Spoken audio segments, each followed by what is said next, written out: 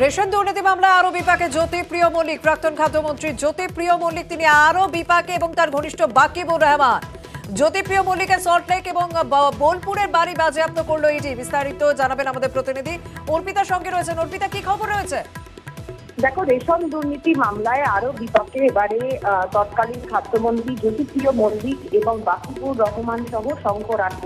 ED সূত্র থেকে খবর যে জ্যোতিপ্রিয় মল্লিকের সল্টলেক এবং বোলপুরের যে বাড়ি তা বাজেয়াপ্ত করেছে ইডির আধিকারিকরা। এছাড়াও বাকিবুর রহমানের যে কলকাতা এবং ব্যাঙ্গালোরের যে দুটো যে হোটেল রয়েছে সেই দুটো হোটেল বাজেয়াপ্ত করা হয়েছে। এছাড়াও শঙ্কর আঢ্যর বেশ কিছু সম্পত্তি বাজেয়াপ্ত করা হয়েছে। ইডি দাবি করছে যে এখনো পর্যন্ত রেশন দুর্নীতি মামলায় 50,47,00,000 টাকার যে সম্পত্তি সেই সম্পত্তি বাজেয়াপ্ত করেছে ইডির আধিকারিকরা।